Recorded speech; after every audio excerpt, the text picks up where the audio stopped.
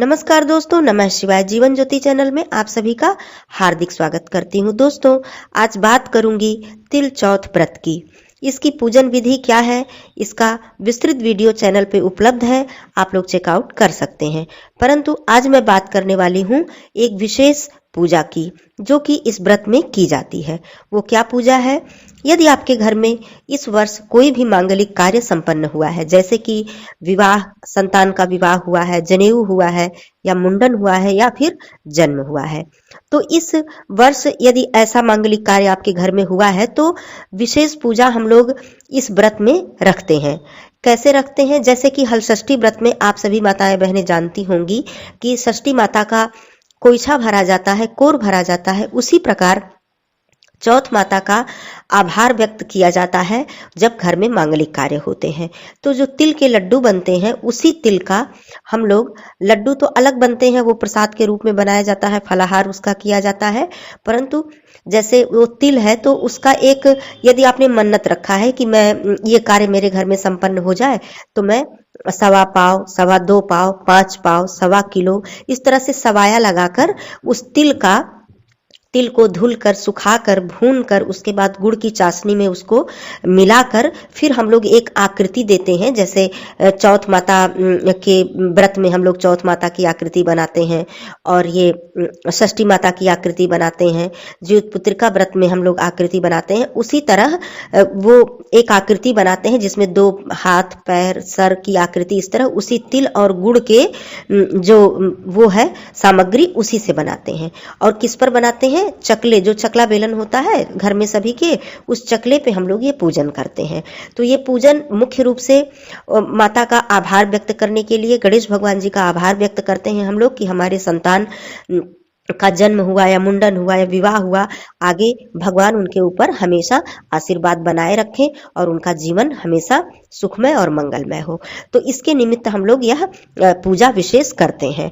तो जिन माताएं बहनें जिनके घर में ये होती है पूजा, उन्हें तो पता ही है, लेकिन जिनके घर में नहीं होती है वो इस वर्ष ये पूजा कर सकती हैं, क्योंकि इस वर्ष मलमास वगैरह नहीं है, तो ये प्रारंभ भी कर सकती हैं। और दूसरी बात, ये पूजा मन्नत रखकर भी की जाती है। यदि मान लीजिए कि आपके घर में पहले से माताएं बहनें पुराने समय से बुजुर्ग लोग नहीं करते आए हैं, तो यदि आप किसी भी कामना से, जैसे कि मेरे घर में संतान का जन्म हो जाए, संतान की कामना है, या देर हो रही है, बाधा है, तो आपने मन्नत रख दी गणेश चौथ के दिन की, हे गणेश भगवान, हे चौथ माता, मेरी यह कामना पूरी हो जाए, तो ये विशेष पूजा मैं आपको चढ़ाऊंगी, रखूंगी विशेष पूजा। तो इसके भी निमित्त ये पूजा रखी जाती है। तो आपके घर में नहीं हुआ है तो मन्नत के रूप में, यदि आपने वो मन्नत पूरी हो गई तो भी ये पूजा रख सकती हैं। तो इस तरह से वो सामग्री बनाकर, और चकला जो होता है उसी पे ये पूजा की जाती है। जो कोहबर होता है, ग्रामीण अंचल की माताएं बहनें जानती होंगी, जहाँ पर शादी करके आते हैं नवविवाहित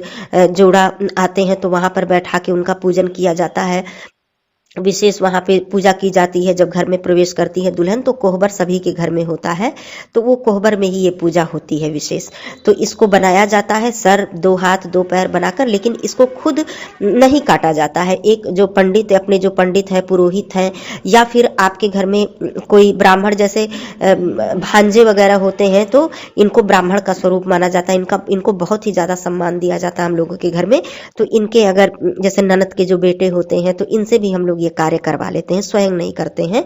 तो ये करवा के, और उनके जो सर का भाग होता है, ये पंडित या पुरोहित को दिया जाता है। स्वयं अपने घर में कोई भी उसे ग्रहण नहीं करता है, बाकी भाग परिवार के सभी सदस्य ग्रहण करते हैं। लेकिन जो माता होती हैं, जैसे जिनके पुत्र का जन्म है या फिर जिनका विवाह हुआ है, जिनके पुत्र का, जो माता ये पूजा विशेष रखती हैं, वो इस प्रसाद को नहीं ग्रहण करती हैं। ऐसा नियम है, बहुत ही पुराने समय से ये नियम हमारे घरों में होता चला आ रहा है, शायद बहुत लोगों के घर में होता चला आया है। तो मैं ये बताना चाहती थी कि जिस प्रकार से हलषष्ठी व्रत में हम लोग षष्ठी माता का आभार व्यक्त करते हैं, कोर भरते हैं, उसी प्रकार ये भी है एक पूजा है। तो आप लोग इसको जरूर इस वर्ष कर लीजिएगा। जब ये पूजा संपन्न की जाती है, तो जिसके निमित्त की जाती है, अपने संतान के, उनको नया वस्त्र धारण कराया जाता है, और उस पूजा में अपने साथ माता उन्हें भी बिठाती हैं और प्रणाम करवाती हैं, श्री गणेश भगवान जी के सामने आशीर्वाद लेती हैं। और साथ ही साथ उनके कल्याण की कामना करती हैं। ये विशेष पूजा आप लोग इस तिल चौथ व्रत में अवश्य ही कीजिएगा। दूसरी बात, हम लोग अपने संतान की कामना के लिए जब ये व्रत रखते हैं तो जब भी आप गणेश भगवान जी की पूजा करें तो अपने संतान को भी अपने साथ रखें, उनसे भी प्रणाम करवाएं, प्रसाद चढ़वाएं भगवान जी को। यदि आपका बच्चा उतना बड़ा है, करने लायक है, तो स्वयं करवाएं, नहीं तो अपने पास बिठाकर, अपने गोद में बिठाकर, बहुत छोटा है तो अपने गोद में बिठाकर आप साथ में बैठकर पूजा करें। जब आप चंद्रमा को अर्घ्य देने जाए, जो कि सबसे महत्वपूर्ण ये कार्य है इस व्रत का, इसके बिना तो व्रत पूर्ण नहीं होता, तो आप अपने बच्चों को लेकर जाएं, दर्शन कराएं, प्रणाम करवाएं, और जो भी आपने अर्घ्य अर्पित किया है, जल अर्पित किया है, उस जल को उठाकर थोड़ा सा हाथ में लगाकर अपने संतान के मस्तक पर जरूर लगाएं, तो ये आशीर्वाद जरूर प्राप्त करवाएं।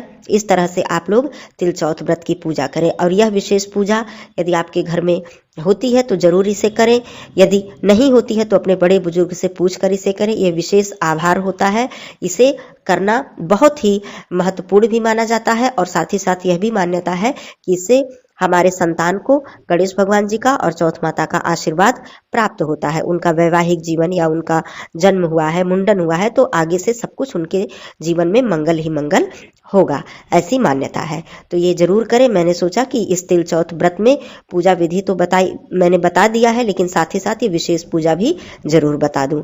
दोस्तों, अब आप लोग समझ गए होंगे कि इस तरह से आप लोग जो मात्रा मैंने बताई है, तो ये मात्रा आप लोग सवाया करके लगाइएगा। 1.25 पाव, 1.25 किलो, 2.25 या 5 किलो, जैसी भी जिसकी श्रद्धा हो, क्षमता हो, जैसी भी जिसकी स्थिति हो, उस तरह से आप लोग रखकर ये विशेष पूजा जरूर कीजिएगा।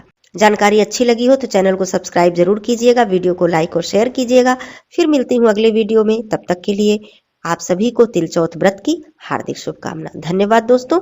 नमः शिवाय।